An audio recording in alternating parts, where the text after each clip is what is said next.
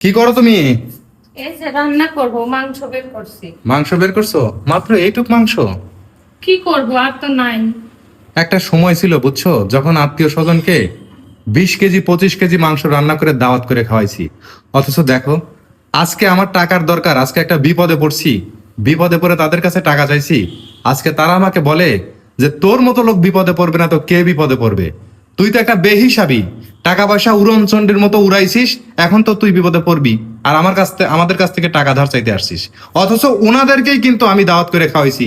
তুমি আমাকে নিষেধ করছিলা, তারপরও তাদেরকে বড় অনুষ্ঠান করে খাওয়াইছি। আর আজকে আমার বিপদের দিনে আমি তাদের কাছ থেকে কোনো তাহলে হেল্প পাচ্ছি না। এখন তোমার আমার কথা মনে পড়তেছে? আমি তোমাকে বারবার না করছি যে যতটুকু না করলেই না ততটুকু করো। এই অতিরঞ্জিত এত কিছু করার দরকার নাই। তুমি আমার কোনো কথা শোনো নাই। তুমি আমাকে উল্টা বুঝাইছো যে টাকা আছে, সমস্যা কি, আত্মীয় স্বজনই তো খাওয়াই। আজকে কই সেসব আত্মীয় স্বজন?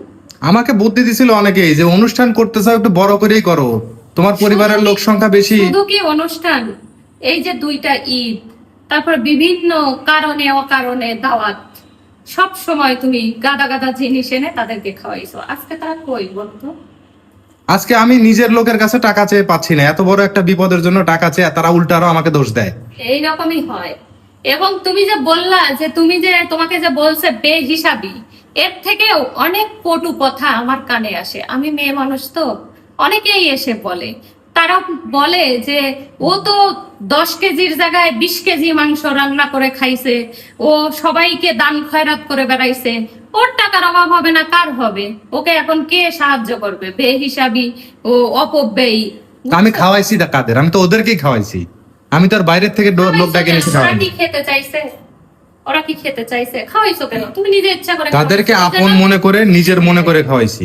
এই জন্য তুমি বেহিসাবি, ঠিক আছে? তাদেরকে খাওয়াইছো, অথচ তারাই তোমাকে আজকে বেহিসাবি বলতেছে।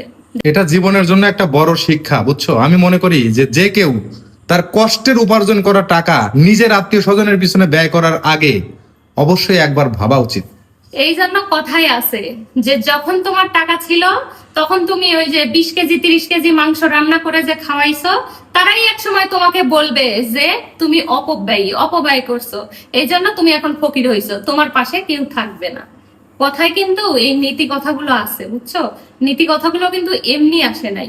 তখন তো আবার থাকলে না করলে বলে যে স্বার্থপর, কৃপণ, কেপটে, হ্যান ত্যান, কত কথা। আর মানুষ খরচ বলবে, করার পরে এখন হয়ে গেছে মানুষকে বেহিসাবি না। দিয়ে কখনোই মন ভরানো যায় না।